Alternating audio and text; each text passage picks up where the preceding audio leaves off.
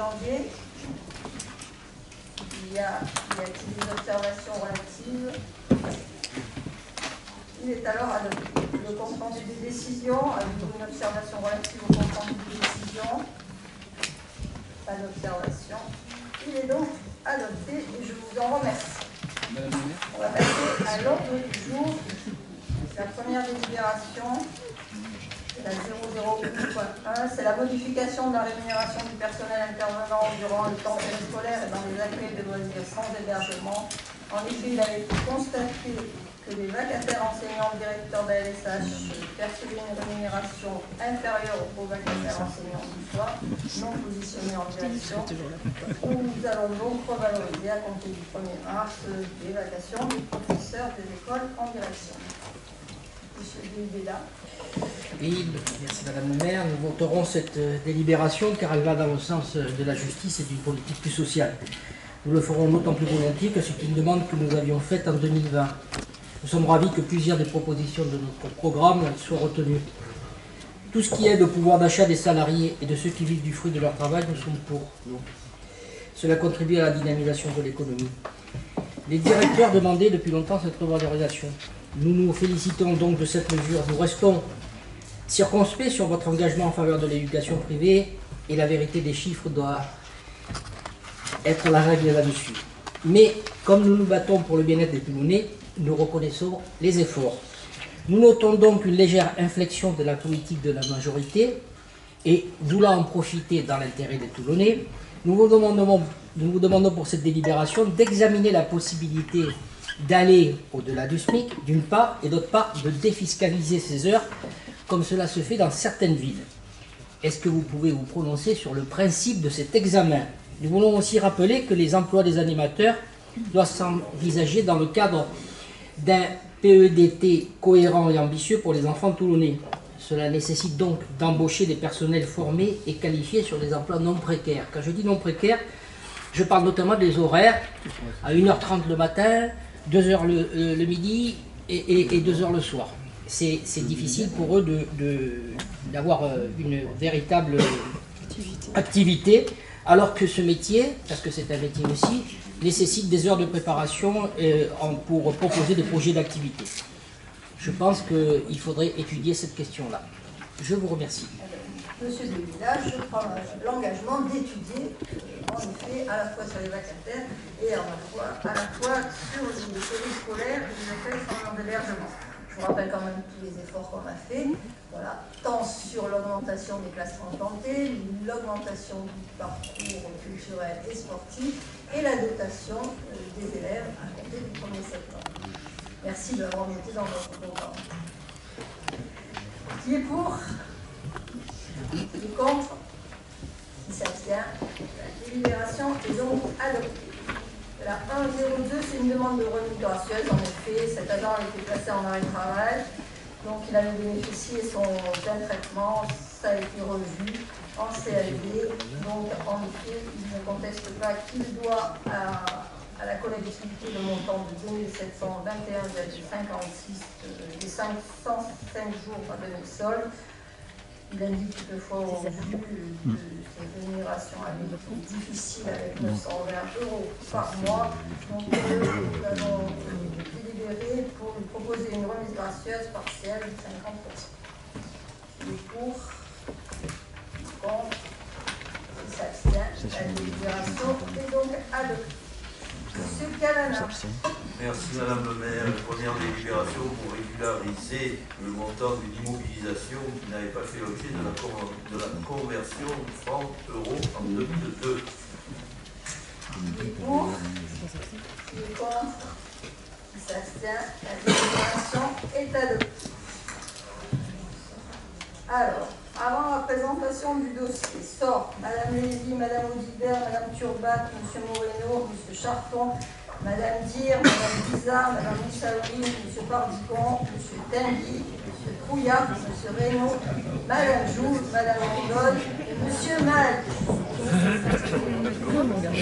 Monsieur Lebert aussi. Madame le maire? Oui. Madame le maire, je sors également, je suis administrateur du CDAD pour le département. Allez. Allez, tout le courant restera atteint.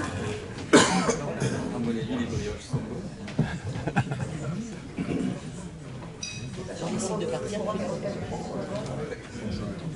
Sachant en effet que le quorum est recalculé sur le nombre de personnes qui restent. Allez, monsieur Cavana. Il s'agit d'attribuer des subventions à 8 associations qui relèvent de la politique de la ville. Monsieur Navarra. Oui, je vous remercie, Madame le maire. Un petit peu rapide pour justifier notre abstention. Vous savez que dans ces listes qui nous sont présentées, quand nous ne sommes pas d'accord avec certaines subventions et pourtant favorables à d'autres, nous préférons donc nous abstenir. Je rappelle les griefs que nous pouvons avoir parfois avec le manque de clarté sur les positions des centres sociaux. Très souvent, les tenues islamiques s'affichent au stand tenus par les centres sociaux, que les gens viennent dans la tenue qu'ils veulent pour participer à des événements, mais dans le cadre de l'organisation d'événements, que les organisateurs soient en tenue islamique ne nous convient pas. Vous connaissez aussi nos différentes sensibilités qui font que les actions d'Archaos ne nous conviennent pas toujours. Voilà, donc beaucoup d'autres actions d'amitié citées du Rocher sont tout à fait louables, donc nous nous abstiendrons sur la globalité, à regret, nonobstant les choses très positives qu'elle contient et les choses plutôt négatives. Qui est pour? Qui est contre? Qui s'abstient? La délibération est donc adoptée. Donc on va nos collègues de rentrer. On s'abstient parce qu'on est raciste. Mais on y répond. Il aurait fait un pas de deux, mais ça l'a fait compliqué. Moi, je trouve ça vraiment, tu vois.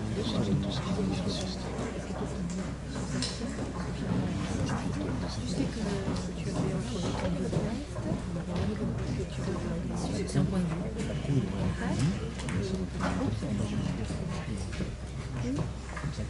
Oui, moi je pense qu'il faut. Monsieur Cavana.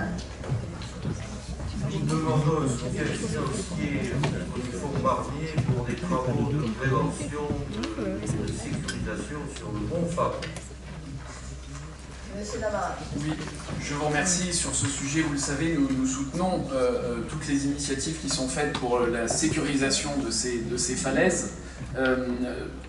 On parle de différents fonds auxquels, c'est vrai, on va aller chercher des dotations. Et ça, pour le coup, on trouve toujours assez juste la politique qui est celle de la majorité, d'aller chercher toutes les dotations possibles, compte tenu des impôts que nous payons tous, d'aller chercher notre juste rétribution. Mais puisque c'est le cadre du budget 2024, permettez-moi de constater que des fiches sont distribuées dans la ville de Toulon sur ce qui est programmé sur l'exercice 2024, qui équivalent à des petites recensions de magazines municipales.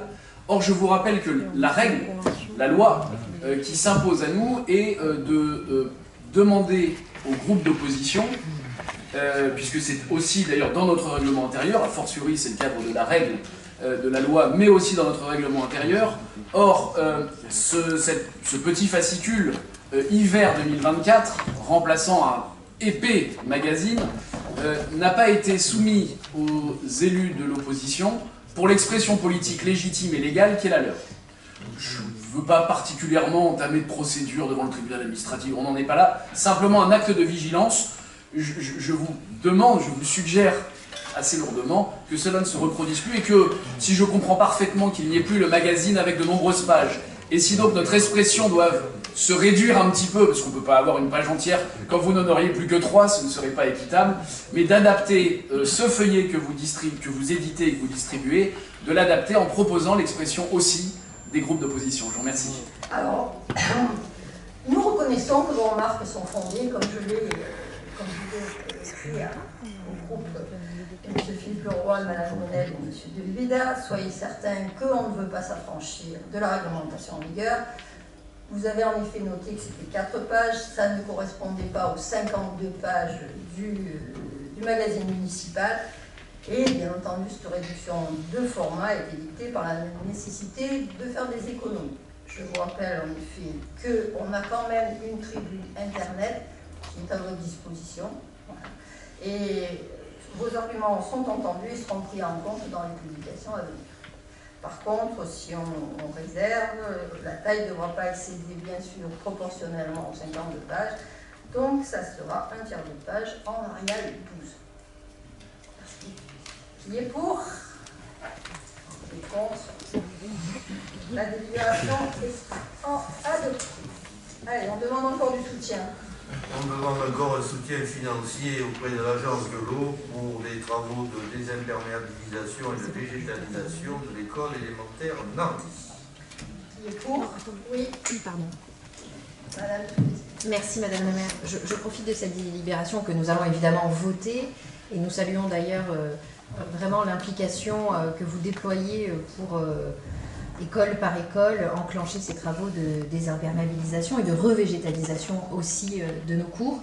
Je profite juste de ce temps pour remercier votre cabinet et les services qui m'ont fourni un état des lieux quand lundi dernier l'effroi a été général à l'école maternelle Valbourdin, puisque lundi matin, une grosse branche de platane, merci, s'était effondrée dans la cour d'école.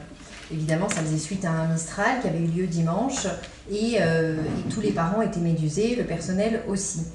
L'état des services démontre que le suivi est mis en place dans chaque école pour assurer un maximum et rassurer les parents et la communauté éducative.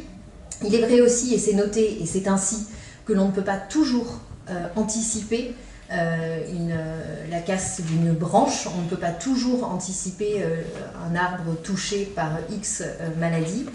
En revanche, je tiens juste à souligner un point qui ne figurait pas dans ce rapport, qui est l'implication et le rôle des directeurs d'école, qui eux aussi, évidemment, en étant au quotidien, portent une responsabilité pour garantir la sécurité de nos enfants, et qui, je le sais, n'hésite pas à vous solliciter à chaque fois qu'un risque ou que la peur peut les gagner. Et je voulais souligner l'implication de nos directeurs et directrices. D'ailleurs, nous travaillons avec l'inspection académique et les directeurs d'école pour qu'ils soient destinataires des messages du PC Sécurité qui concernent à la fois la fermeture des parcs et des jardins lorsqu'il y a une dangerosité. Qui est pour? Qui est contre? Qui s'abstient? La délibération est adoptée.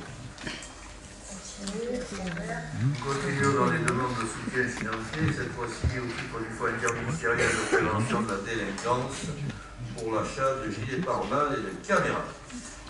Monsieur Navarra. Je vous remercie. Bien évidemment, nous serons favorables à cette délibération. On a beaucoup débattu des caméras. On voit acte de délinquance après acte de délinquance que les caméras, si elles ne permettent pas de tout réduire, permettent au moins de résoudre un certain nombre d'affaires pour le plus grand bien des victimes qui peuvent essayer, pour peu que la justice le fasse, d'avoir justement cette compensation de ce qu'ils ont subi. Simplement, aller chercher des fonds interministériels de prévention de la délinquance, c'est bien, mais l'expression politique, elle appelle de notre part aussi des positions claires. Or, une affaire liée à, non plus la prévention, mais aux actes de délinquance, a défrayé à très juste titre la chronique. Je dois avouer que nous avons été très étonnés de l'absolu silence de la majorité municipale, oserais-je dire ici, pour certains représentants parlementaires de la majorité présidentielle, concernant l'agression d'un praticien d'SOS médecins dans le quartier de La Beaucaire. Cette délibération nous permet d'accéder dans le fond à des financements nous permettant des équipements pour notre police municipale qui elle aussi subit dans ces quartiers des agressions, nous permet de financer de la vidéosurveillance et tout cela est positif. Mais quand il y a absence de réaction politique à des faits d'une extrême gravité, eh bien, cela illustre pour nous une part de compromission. Et pardon si le terme vous paraît choquant, mais vous vous souvenez d'un débat que nous avons eu sur le bilan de l'été. Le bilan de l'été en termes de sécurité à Toulon, où on entendait qu'on pouvait se satisfaire de la relative sécurité, alors même que nous trouvions qu'il y avait un nombre d'agressions violentes par arme à feu, par couteau. Et là, sur cette affaire des SOS médecins, qui n'est pas la première, et hélas, qui ne sera pas la dernière, même si SOS médecins a suspendu pour le moment ses visites dans un certain nombre de quartiers où on a contraint les horaires, le mutisme majoritaire politiquement est selon nous une véritable compromission. Alors simplement, est-ce qu'ici vous pouvez avoir une parole publique concernant ces faits d'une extrême gravité et peut-être aussi tracer les lignes d'un réarmement moral et peut-être supplémentaire en matière de sécurité pour notre ville en termes de politique municipale. Je vous remercie. Alors, monsieur Navarro, d'abord, je vais reprendre. C'est pas la Beaucaire, c'est les deuxiers. Voilà. Monsieur le préfet a reçu SOS Médecins. Voilà. Il faut rappeler le contexte dans lequel il a été agressé, qui n'est pas du tout à la visite qu'il avait d'un patient sur ces HLM. C'est parce que ce monsieur a cru bon de pouvoir filmer un point de deal. Ça n'a rien à voir. Je rappelle qu'il y a eu quatre agressions dans le Var et pas dans les cités. Je rappelle, puisque votre député a écrit à monsieur le préfet, qui lui a répondu, au niveau de la délinquance dans le Var et le bilan dans le Var, je crois. La maîtrise de l'évolution des faits est en effet 3,94% en plus. Je rappelle que l'évolution nationale est de 10%. Il y a eu 10% de faits élucidés en plus. Les effectifs de police sont augmentés depuis 85 et il y a une présence accrue sur le terrain. Je vous rappelle que monsieur le préfet a mis en place des opérations qui s'appellent des opérations Place Nette. Il y a eu 154 individus interpellés, 100 kg de cannabis saisis et 9 kg de cocaïne saisis.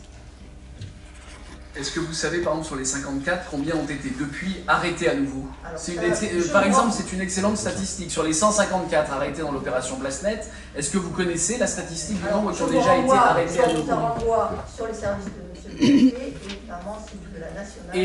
Et donc, pour vous, et je m'excuse effectivement du problème de l'inversion des quartiers, c'est effectivement aux œillets et pas à la Beaucaire. Et donc, pour vous, filmer non pas un point de deal, pardon, mais un feu de poubelle, et donc une circonstance atténuante sur l'agression? Je n'ai pas dit ça. Je dis qu'il n'a pas été agressé dans le cadre de la visite à son patient. C'était pas mon propos. Voilà. Vous le noterez? C'était pas mon propos. Je n'ai pas dit que c'était dans le cadre des soins. Bah, vous reprendrez l'ordre du jour, le compte-rendu. J'ai dit que c'était un praticien des SOS Médecins, je ne vais pas parler de visite médicale, qui a été agressé dans un quartier. J'ai dit à la Beaucaire, effectivement c'est aux œillets. Je vous ai pas dit que c'était pendant la consultation. Et qu'est-ce que ça change?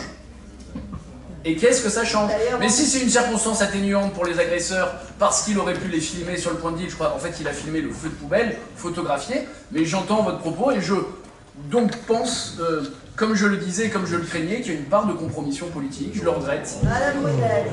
Oui, je pense que la position politique, elle est aussi du côté des habitants de ces quartiers qui souffrent de ne pas pouvoir être soignés dans les mêmes conditions que les autres. Et moi, c'est avant tout de ce côté-là que je me positionne en soulignant le fait qu'ils ont besoin, comme tous, des services publics renforcés dans leur quartier et qu'ils se sentent évidemment stigmatisés chaque fois que ce type d'affaires malheureuses, hein, parce que bien entendu on soutient le médecin qui a subi cette agression, mais il est certain qu'avant tout, ce sont eux les victimes des violences dans ces quartiers. Alors, je pourrais vous passer un courrier des habitants qui disent qu'ils sont soignés, qu'il y a 2 médecins qui sont aux alentours, qui rentrent sans problème, qui viennent les soigner. Il y a des travailleurs sociaux qui rentrent dans le quartier. Voilà. Donc, je vous ferai passer la lettre des habitants. On les stigmatise encore un peu plus, alors que ce n'est pas le cas. Ils ont en effet 2 médecins aux alentours qui viennent les soigner régulièrement et sans problème. Qui est pour? Les comptes, la délibération est adoptée. On continue, M. Cavana. Nous passons un avenant avec la Attendez. Madame Turbat, M. Mascaro, M. Tenguy, Madame Mondot, M. Moreno, M. Pousset, M. Leroy, M. Jérôme, M. Bonnet et Madame Chambon sortent de la salle et ne participent pas au congrès.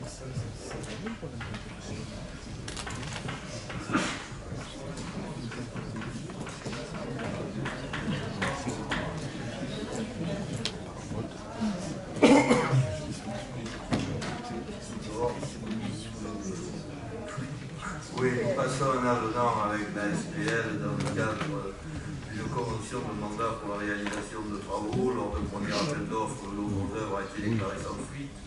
Et après relance de ce lot aux œuvres, on a eu un coût supérieur à l'estimation initiale, d'où un avenant pour prendre en compte le surcoût lié au deuxième appel d'offres.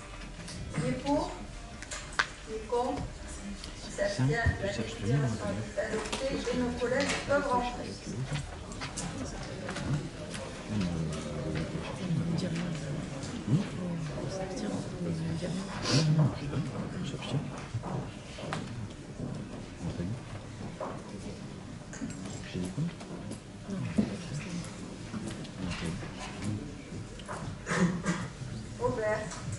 Nous prenons acte de la transmission du rapport annuel 2022 sur le prix et la qualité du service public de gestion des déchets ménagers. Madame Brunet. Oui. On va peut-être attendre que le téléphone s'arrête.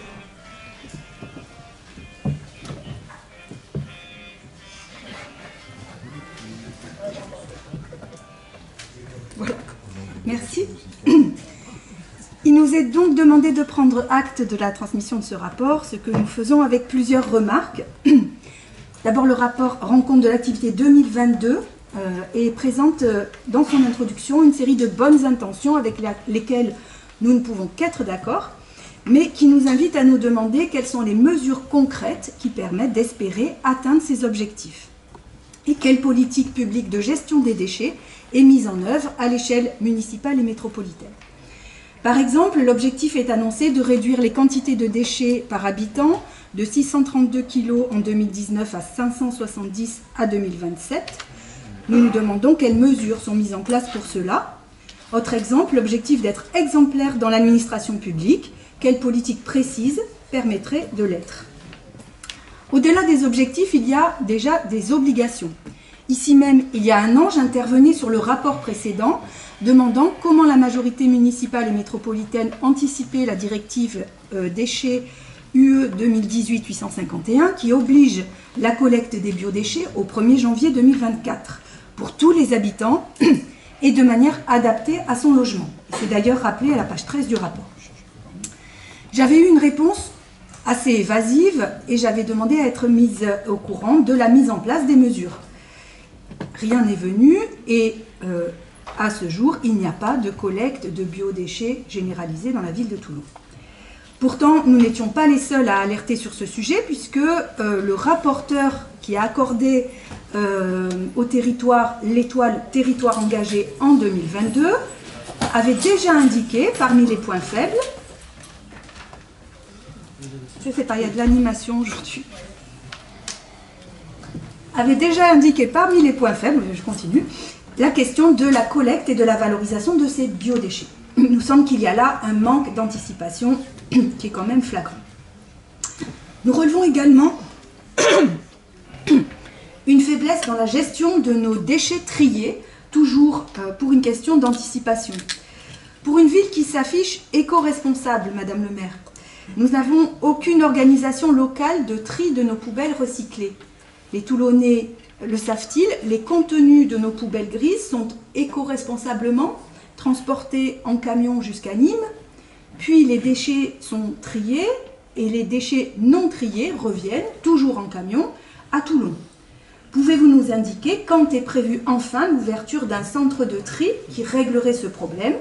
Être responsable et éco-responsable, c'est aussi prévoir. Troisième volet, la prévention, dont le rapport nous dit qu'il est essentiel, je cite, « Il faut éduquer et sensibiliser la population ». On voit bien l'ampleur de la tâche et face à cette ampleur, une dizaine d'ambassadeurs de tri qui évidemment ne peuvent suffire pour plusieurs centaines de milliers d'habitants.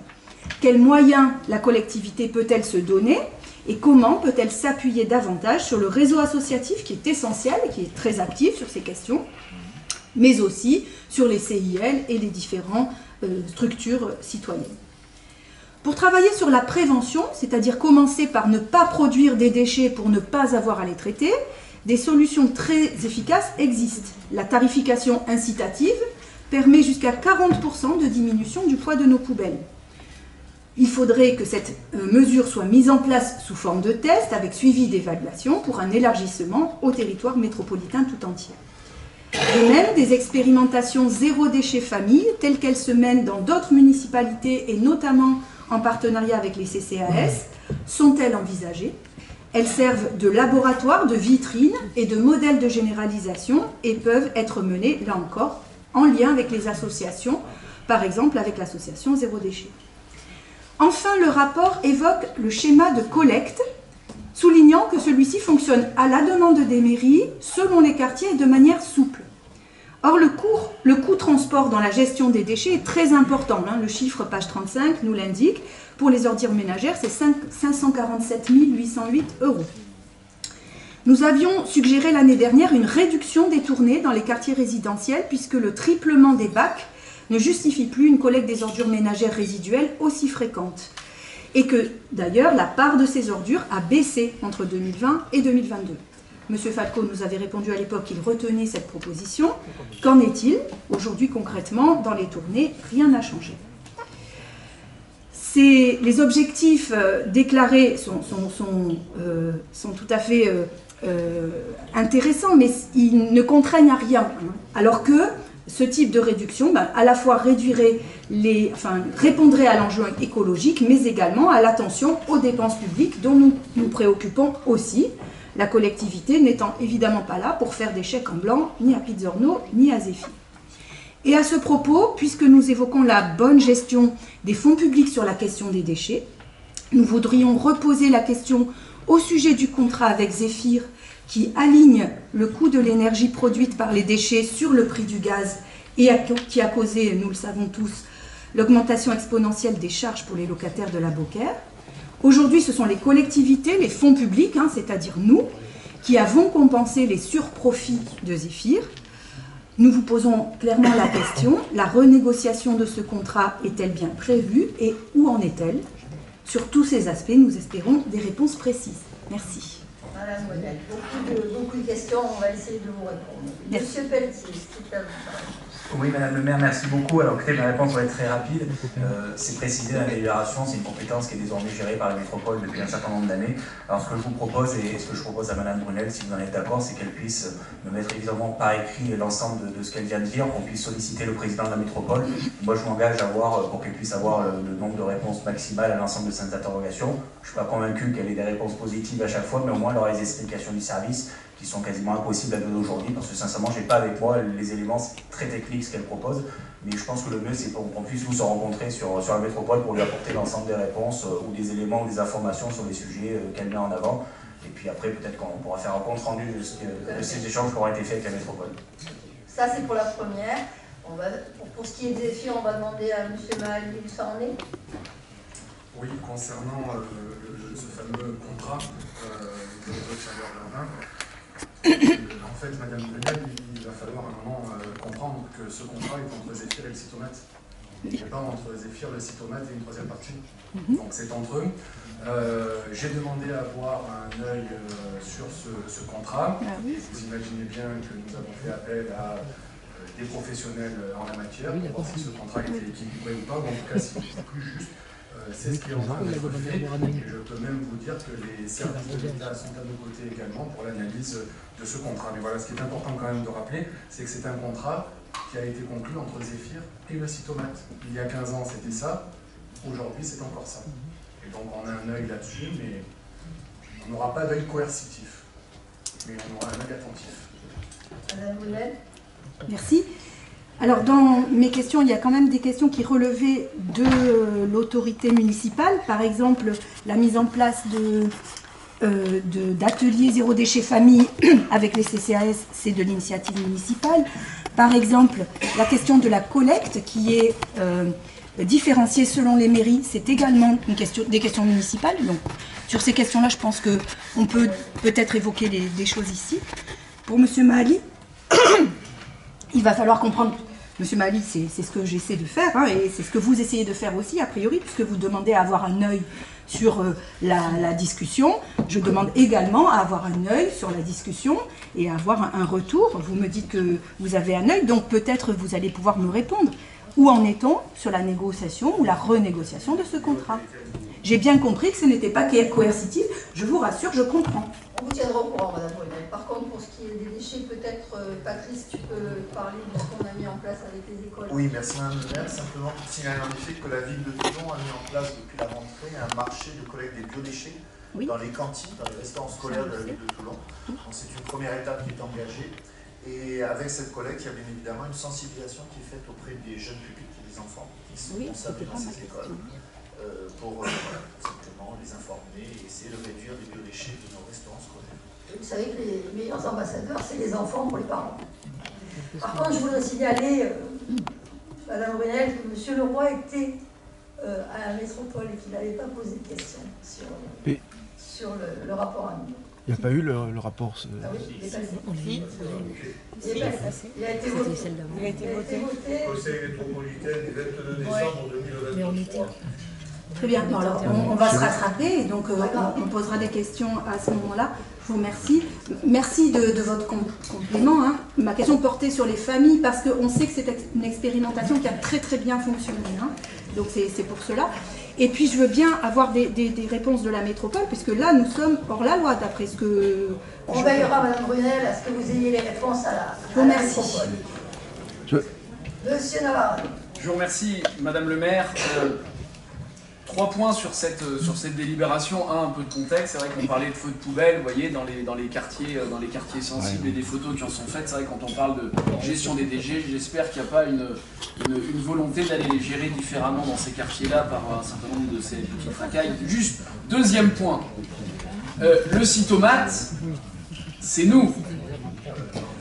J'ai toujours beaucoup de mal à entendre que c'est pas nous, c'est tel organisme. Quand l'organisme est présidé par la force publique, c'est-à-dire par les élus majoritaires, alors maintenant c'est à la métropole que ça se gère, avant c'était à la ville, si vous vous souvenez, c'était d'ailleurs un adjoint au maire de la ville de Toulon qui présidait le cytomate. Maintenant c'est un élu de la métropole, mais enfin, mairie de Toulon, métropole Toulon-Provence-Méditerranée, c'est nous.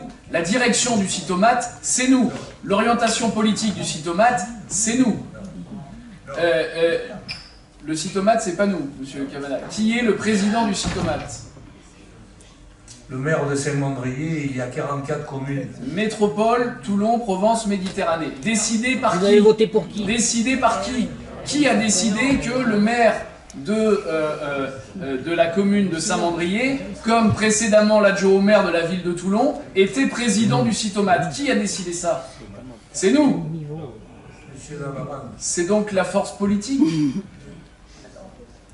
On en a parlé sur les SPL. Enfin, troisième point. Troisième point qui va justifier le fait, on pourrait prendre acte et on pourrait donner acte, d'ailleurs on ne conteste pas que le rapport nous est présenté. Mais un sujet que j'ai abordé à la métropole, et je l'ai abordé plusieurs fois, en 2022, en 2023. Nous sommes élus, nous votons des impôts, des taxes pour nos administrés, notamment pour la collecte des déchets. On nous présente un certain nombre de points vertueux. On peut aller à l'amélioration. C'est vrai que j'entendais Mme Brunel qui, à juste titre, disait bah, ça part à Nîmes. Bon, aujourd'hui, on n'a pas les moyens de gérer les déchets recyclés ici. Et moi, j'ai fait une demande à la métropole. Et je ne siège à la métropole que parce que je suis élu ici. Et donc, il faut ici entendre également cette demande. J'ai souhaité en 2022, j'ai réitéré en 2023, suivre une collecte dans les rues de la ville, le traitement, premier traitement, dans nos usines ici, à Toulon, puis l'acheminement. Moi, je veux savoir, nous voulons savoir ce que deviennent les déchets que les Toulonnais trient, que nous trions individuellement. Ça m'a été refusé en 2022. Ça m'a été refusé en 2023. Il y avait un argument qui était « on va passer, on est en cours de passation du renouvellement de marché, on ne peut pas, ça favoriserait l'un et l'autre ». Enfin, j'ai eu cet échange un peu animé avec Gilles Vincent, président du cytomate et vice-président de la métropole. À tout moment, un élu local doit pouvoir vérifier de ses propres yeux la manière dont les collectes sont faites et dont les déchets triés sont effectivement ou non recyclés. Vous connaissez le scandale qui a entaché la métropole de Nice, où on voyait que on triait, puis finalement, hop, ce qui était trié, on l'envoyait en Espagne, et puis en Espagne, en fait, on l'enfouissait. Donc encore une fois, je réitère cela, et nous ne prendrons pas part au vote pour marquer symboliquement cette, je dirais déception, mais je crois que le mot n'est pas assez fort, cette incompréhension vive. Pourquoi ne nous laisse-t-on pas, c'est pas passionnant, hein, c'est 2 jours, 3 jours en dehors de la maison pour aller suivre les camions, je dois vous avouer que d'instinct, c'est pas mon goût et mes loisirs particuliers et privilégiés, Mais ça m'est refusé. Et donc, encore une fois, nous estimons que c'est un manque de transparence, et pour la forme, nous ne prendrons pas acte de cette délibération, même si le rapport nous a bien été présenté comme il se doit. Je vous remercie. Vous ne prendrez pas acte, on en prend acte. Simplement, vous l'avez voté ce rapport à TPM, mais aujourd'hui, vous ne voulez pas en prendre acte. Il y a quand même un paradoxe.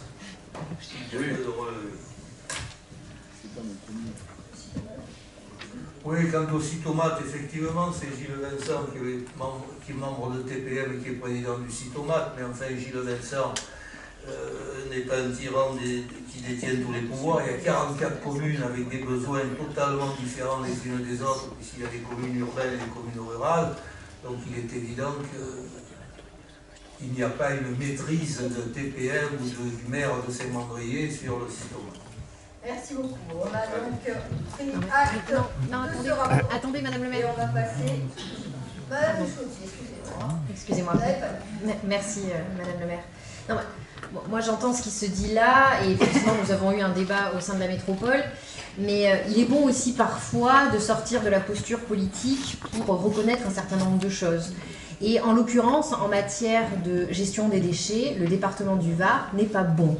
La métropole toulonnaise n'est pas bonne. Et je me souviens d'une réunion à la préfecture à laquelle j'avais participé, qui avait été pilotée par le préfet et par la ministre Amélie de Montchalin, qui avait ciblé un certain nombre de communautés de communes, de métropoles, voire de villes, qui figuraient parmi les mauvais élèves en matière de gestion et de traitement des déchets. Et le maire de Saint-Mandrier était présent, et pardonnez-moi, il en avait, cette expression un peu triviale, mais pris pour son grade, parce que, effectivement, la marge de progression était énorme. Elle est énorme parce que nos déchets, soit nous les brûlons, soit nous les enfouissons, alors qu'il existe tout un tas d'investissements possibles pour la valorisation de nos déchets. Encore faut-il, pour s'engager vers des projets de valorisation de déchets, prendre la responsabilité, assumer cette responsabilité politique, de dire que sur un territoire donné, eh bien oui, il va y avoir la création de telle ou telle usine, parce que ça passe par de l'usine, par un pôle industriel particulier, et que, pardonnez-moi de le dire comme ça, mais oui, beaucoup d'élus, beaucoup de maires en place n'ont pas envie d'engager le dialogue avec sa population, qui est souvent très réfractaire à l'idée de l'installation d'une usine de traitement de déchets sur son territoire. Mais donc, reconnaissons que nous ne sommes pas bons sur la question, et que les efforts sont à fournir, et de manière rapide. Je ne sais pas si on est bon ou pas bon, on est un bon spécialiste en la matière. En revanche, ce que je sais, parce que j'ai le compte rendu du Conseil métropolitain du 22 décembre 2023, aucune question, aucun débat n'a eu lieu sur ce rapport annuel 2022, et c'est finalement paradoxal de voir qu'un dossier qui ne concerne pas la ville, mais la métropole et le Citomate fait l'objet de beaucoup plus de discussions que toutes les délibérations toulonnaises. Madame le maire, j'ai un collègue, si vous permettez. Madame le maire. Je siège au Citomate, je suis l'adjoint en charge de la pauvreté, donc la pauvreté, je dirais spontanément, ça englobe bien entendu la collecte des déchets dans l'inconscient. Il y a beaucoup de choses qui se passent en ce moment au Citomate pour s'améliorer et progresser dans ce domaine de traitement des déchets. Le Citomate couvre tout le territoire à partir de Saint-Tropez et bien au-delà de Toulon. Ce que je vous propose, Madame la maire et chers collègues, c'est que je vais voir ça avec mes collègues élus qui siègent au Citomate, organiser quelque chose au profit des élus qui seront intéressés pour venir voir justement comment se déroule la collecte en général et le traitement des déchets sur l'aire toulonnaise et bien au-delà. D'accord? Parce que sinon on peut continuer à en débattre 2 heures ici, on n'avancera pas. On fera un petit point précis et je verrai à ce moment-là, je ferai dans le Citomate et on vous invitera à une journée ou une demi-journée de découverte. Parce que c'est très intéressant, je l'ai fait moi-même. Mais vous avez pu, il n'y avait pas de problème de marché. Je l'ai fait parce que comme j'étais responsable, entre guillemets, ça m'a intéressé d'aller voir un petit peu comment ça se déroulait et je peux vous avouer que j'étais étonnamment, j'ai trouvé que c'était très vertueux. Maintenant, je comprends que si on ne l'a pas fait, cette visite, si on n'a pas vu tout ce qui s'y passe, on ne peut pas tout comprendre. Et c'est pour ça que je verrai à ce moment-là avec le président du Citomate et le directeur organiser une demi-journée, enfin le temps nécessaire pour que vous puissiez également voir comment ça se passe. Et on apportera le soutien de la métropole. Je constate qu'en effet, certes, on a une marge de progression à avoir. On passe à la suivante. Monsieur Leroy. Oui, je suis pris à partie. Effectivement, je ne suis pas intervenu en décembre. Je ne suis pas intervenu en décembre. Mais si à chaque fois je devais intervenir sur les... Je suis intervenu les années précédentes. Je suis intervenu par exemple pour dire ici même, ne faites pas 4 collectes de la poubelle des déchets résiduels dans les quartiers résidentiels. À quoi ça sert? Je la sors une fois par mois, cette poubelle, et les éboueurs passent 4 fois par semaine. Donc c'est quelque chose que j'ai demandé, mais je ne demande pas à chaque conseil municipal, je ne reviens pas sur les sujets que j'ai déjà évoqués, c'est pour ça que je ne reviens pas systématiquement, pour ne pas faire tout le temps des répétitions, et j'essaie d'intervenir sur des sujets sur lesquels je ne suis pas intervenu jusqu'à présent. Il n'y a rien pour vous, c'est le fait que c'est un dossier métropolitain qui vient en débat à la ville, alors qu'il aurait dû être débattu en métropole. Monsieur Saint-Arnaud et moi-même, on verra au niveau de monsieur Gilles Vincent pour organiser ce qui a été refusé à monsieur Navarane en 2022 et en 2023. Merci beaucoup, on passe à la délibération suivante. C'est la transmission du rapport annuel sur la qualité et le prix et la qualité du service public de prévention et de gestion. Non, c'est sur la excusez-moi. On ne va pas le refaire. On a voté. Donc c'est l'eau. On passe à l'eau. Cette fois, il s'agit de prendre acte de la transmission du rapport annuel sur le prix et la qualité de l'eau et de l'assainissement. Et pour contre, s'abstiennent. La délibération est donc adoptée. On continue avec le challenge Sud-Ville. Dans le cadre duquel nous nous proposons d'inscrire 15 bâtiments de la ville de Toulon. L'objectif de ce challenge étant de réaliser des économies d'énergie en travaillant sur les usages et l'exploitation des dix bâtiments. Qui est pour? Qui est contre? Qui s'abstient? La délibération est adoptée. On passe donc, Madame Luzi, les propriétés foncières. Madame la maire, je vais sortir, c'est moi. Je vais sortir pour cette délibération. D'accord. Oui, merci.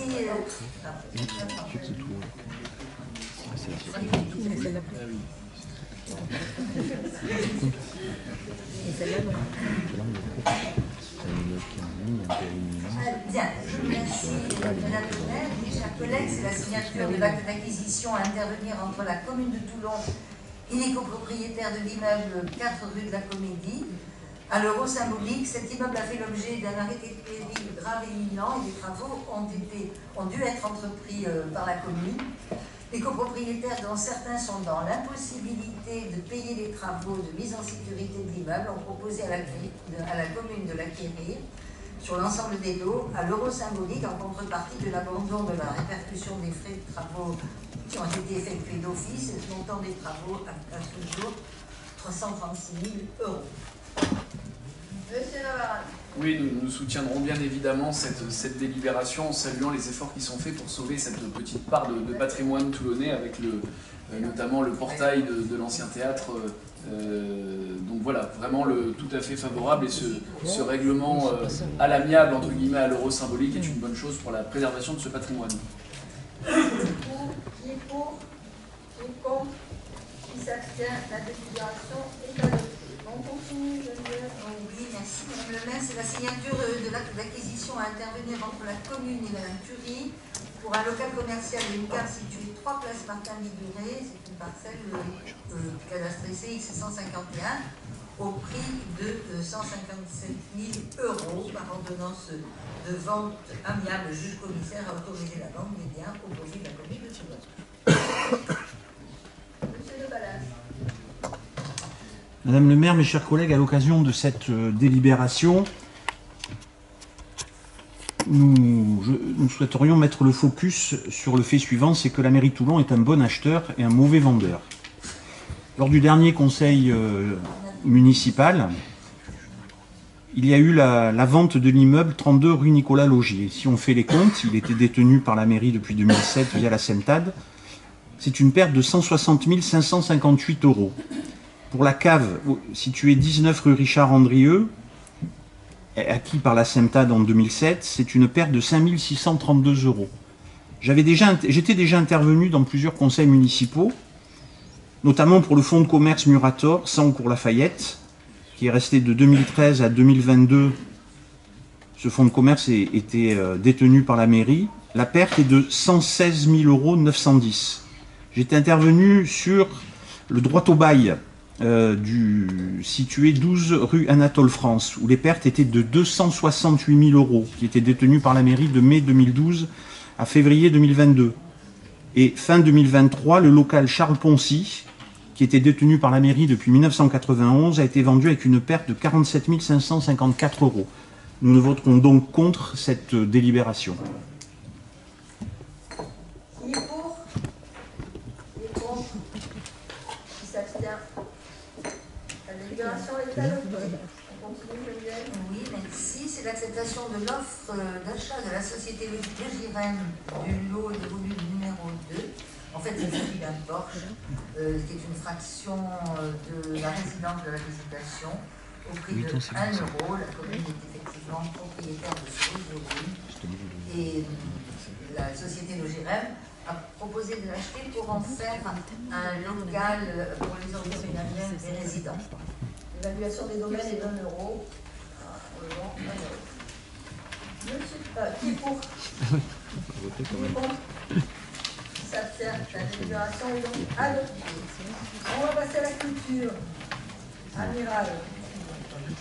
Madame la maire, mes chers collègues, il s'agit, comme au début d'année, de délibération pieuse, si j'ose dire, pour attribuer des subventions à l'essentiel, à tout l'essentiel des associations qui œuvrent dans le champ culturel de notre ville, et pour certaines d'entre elles, de signer les conventions nécessaires. Alors, pour plus de facilité de lecture et d'analyse, comme vous l'avez fait, on sont classés en deux groupes. Les associations non conventionnées, c'est-à-dire principalement celles qui font l'objet d'une aide qui ne dépasse pas 23 000 €, et les conventionnés qui sont ensuite. Et puis enfin, on les a classés aussi par type d'activité culturelle, comme vous le voyez, société savante, art visuel, spectacle vivant et festival, soutien à la création artistique. Alors, pour celles donc qui sont non conventionnées, le montant total s'élève à 366 500 €. Et pour les conventionnés, c'est-à-dire plus de 23 000 €, et quand on dit plus de 23 000 €, ce n'est pas seulement la subvention financière, mais c'est également la valorisation de l'aide que la ville apporte, comme par exemple la Société des Amis du Vieux-Toulon, puisque les locaux qui s'occupent appartiennent à la ville, ou le Centre archéologique du Var, par exemple. Donc ces associations conventionnées reçoivent un total de subvention de montant de 408 500 €. Et puis, enfin, il y a donc un ensemble de conventions ou d'avenants à apporter à certaines de ces associations, et notamment celles qui reçoivent des aides, pas seulement de la délégation culture, mais éventuellement d'autres délégations, comme la politique éducative, par exemple. Je précise que M. Lebert et Mme Gilbert sont sortis de la salle et ne participent pas au vote. Juste une remarque, Madame le maire, c'est qu'il nous est très difficile de voter sur une liste interminable comme ça. C'est vrai que je n'ai pas pu être présent à la commission, mais tout de même, si on pouvait éviter d'avoir à voter un paquet de subventions comme ça, dans lequel on n'arrive pas à étudier les questions à fond en quelques semaines, ça serait mieux. Voilà, c'est juste une question formelle. J'entends, M. Demedas, ce que vous dites. Il faut aussi voir qu'il y a un point très important, c'est que ces associations, dont certaines ont des budgets qui sont attendent avec beaucoup d'urgence le montant des subventions.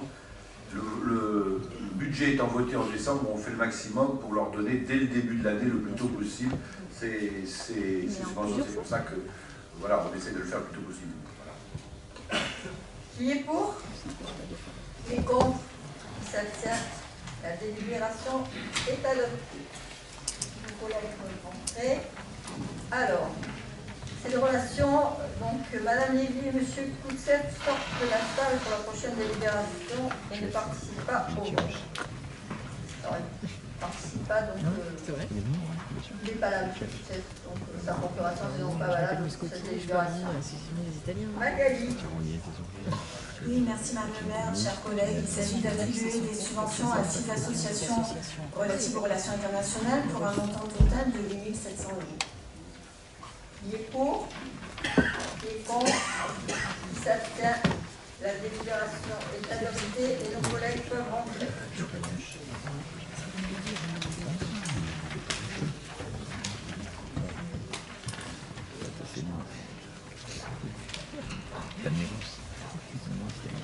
Monsieur Giraud. Merci Madame le maire. Ce projet de délibération a pour objet d'exonérer l'exploitante du kiosque à Tournon du Champ de Mars de la redevance du 4e trimestre de 2023 pour un montant de 453,15 €. Elle a cessé son activité au 1er janvier. Qui est pour? Qui est contre? Qui s'abstient? La délibération est adoptée. Monsieur Maël. Oui, merci Madame le maire, mes chers collègues. Il s'agit de l'extension de la campagne obligatoire de 2019 et 2021 pour le quartier Béal. Il s'agit de la phase 3 que nous avons déjà votée ici, la phase 1 et 2. Qui est pour? Qui est contre? Qui s'abstient? La délibération est adoptée. On va passer au sport. Monsieur Laurent Monet. Merci Madame le maire. Cette délibération pour objet d'attribution de subvention au Rugby Club Toulonnais dans sa version professionnelle, affectée à la saison 23-24, avec pour objet plusieurs organisations d'actions. Alors, excusez-moi, j'oublie. Madame de Pallas, Madame Luscotti, vous sortez de la salle. Monsieur Bonnefoy.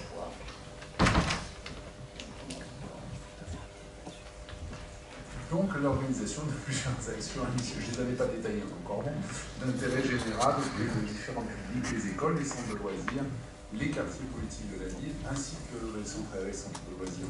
Nous l'avons dit pour un montant total de 125 000 €. Qui est pour? Qui est contre? Qui s'abstient? La délibération est adoptée. Je vais rentrer nos collègues. Et pour la prochaine, Monsieur Tengui, Monsieur Trouillard, Monsieur Maël, Monsieur Félicini et Madame Fortias sortent de la salle du conseil et ne participent pas. Madame Pince. Et ne participent pas au vote. Ça dépend.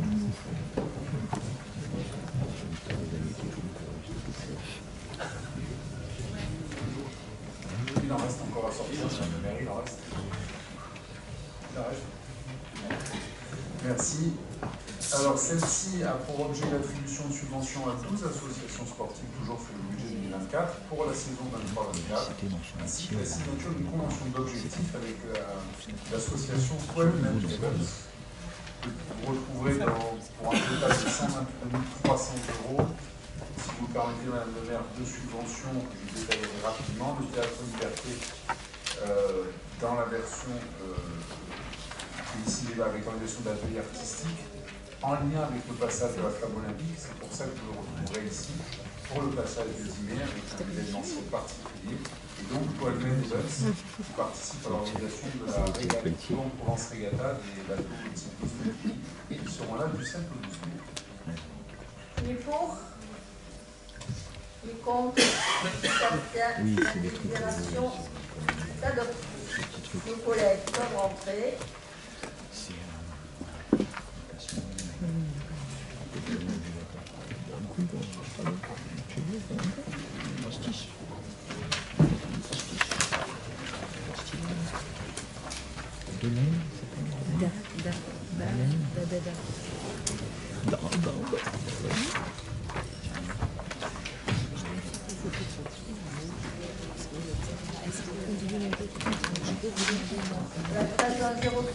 Merci Madame le maire. La prochaine délibération a pour objet, comme prévu dans le contrat de délégation service public et la ville de Tennis Club Toulonnais, l'attribution d'une subvention d'exploitation pour un montant de 100 000 €. Monsieur Navarra. Oui, c'est notre collègue Nicolas Koutsev qui souhaitait intervenir sur le sujet, alors que comme je n'ai pas le fond de ce qu'il souhaitait dire, nous allons nous abstenir. Simplement, est-ce qu'il est possible de nous rappeler ce qui a justifié à l'origine le cadre d'une délégation de service public sur la pratique du tennis? Alors, encore une fois, je pense qu'il avait d'autres sujets à aborder, donc on va s'abstenir, mais c'est vrai que là en plus comme ça, est-ce qu'on peut juste se faire le rappel historique de la nécessité d'avoir recours à une délégation de service public pour proposer aux Toulonnais la pratique du tennis? Tout simplement parce que, historiquement, les clubs de tennis participaient au développement du tennis scolaire. Vous imaginez tous et toutes que les cours de tennis dans les écoles, c'est assez rare, ou dans les collèges, et que donc il y avait une réelle mission de service public à développer le tennis, d'où la délégation de service public qui était le choix, historiquement, pas qu'à Toulon, mais nationalement, choisi pour de nombreux clubs de tennis. Ce qui fait qu'aujourd'hui, avec l'évolution qu'on a vécue et le fait qu'il n'y ait plus de tennis scolaire, est-ce que la nécessité de maintenir une délégation de service public sur ce sujet-là continuera à s'imposer à nous? Il y a un vrai sujet de fond. Puisqu'il y avait la question qui s'est posée, elle a été présentée en commission consultative des services publics et il a été annoncé lors de cette commission, lors de quelqu'un de chez vous, je crois, d'ailleurs, M. Koutsef, je crois, de mémoire, qu'il y avait une réflexion, puisque l'évolution de la pratique ayant maintenant changé, nous réfléchissions à un changement de format quant à ce club de tennis et aux autres clubs de tennis. Mais nous, c'est le seul qui est en DSP. Qui est pour? Qui est contre? Qui s'abstient? La délibération est adoptée. M. Mascaro. Merci Madame le maire, mes chers collègues. Il s'agit d'une délibération concernant des demandes d'autorisation d'urbanisme pour les travaux.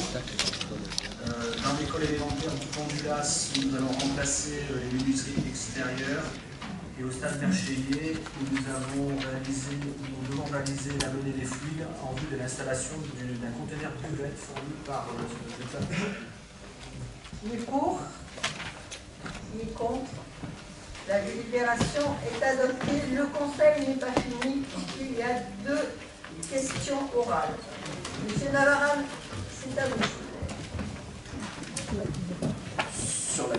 C'est la mienne ou alors je ne sais pas si je peux faire celle de M. Koutsef en son absence, mais alors la mienne, Madame le maire, je vous ai adressé cette question compte tenu de l'organisation des Jeux Olympiques. La présence de nos forces de police est plus que compromise sur le périmètre de notre commune cet été, puisque les forces de police seront mobilisées exclusivement, je crois, pour ce qui est en tout cas des renforts que nous avions l'habitude d'avoir à Paris. Est-ce que vous pouvez, un, nous confirmer qu'il n'y aura pas les renforts habituels, deux, ce que vous avez du coup peut-être décidé pour malgré tout assurer un minimum de renforts, alors je ne sais pas par quel biais, on pourrait en discuter d'ailleurs, ça pourrait faire l'objet d'un point pour le prochain conseil municipal.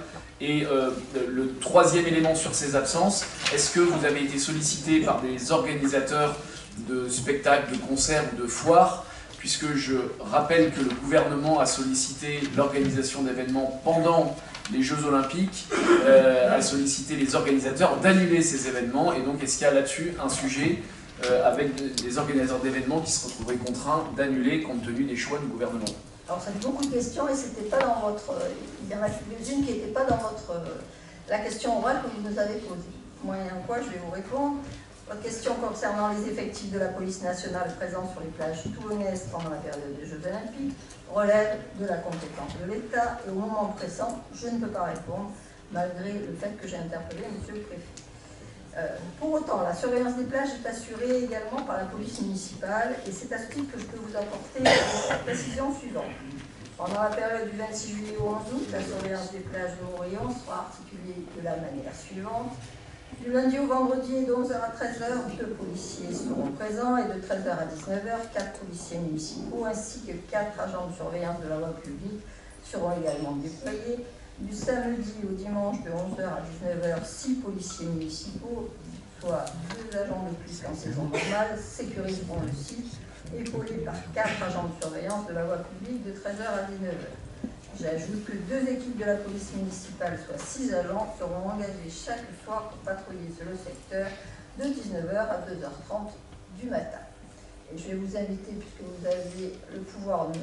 Koutsef, à lire la question orale de M. Koutsef.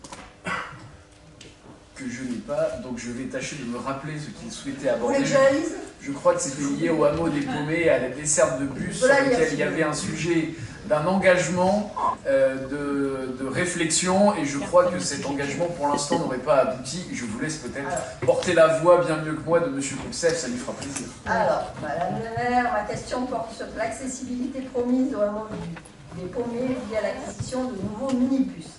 Malheureusement, depuis 5 ans, rien n'a été fait en ce sens, le délégataire ayant changé depuis le 1er mai 2023, quel est aujourd'hui le calendrier pour que le hameau soit connecté au réseau Mistral. La question du réseau Mistral est certes une compétence métropolitaine, mais n'oublions pas que la métropole est l'émanation du conseil municipal voulu par les Toulonnais et que notre question concerne bien évidemment ces derniers. Donc je vais répondre. Comme vous l'avez fait remarquer, M. Koulsev, dans votre question, la gestion relève en effet de la compétence métropolitaine, et même si la métropole est une émanation du conseil municipal, la question des transports doit être appréhendée avec une vision globale du territoire métropolitain, qui, je le rappelle, englobe 12 communes et pas seulement la ville de Toulon. La problématique de desserte du hameau des Pommiers, qui est très excentrée et très difficile d'accès, présente en effet une réelle complexité. Néanmoins, cette problématique a bien été remontée au niveau du délégataire et elle est une nouvelle forme, car à l'heure actuelle, elle est à l'étude. Je vous remercie, le conseil municipal de Canfert, et je vous souhaite un bon week-end.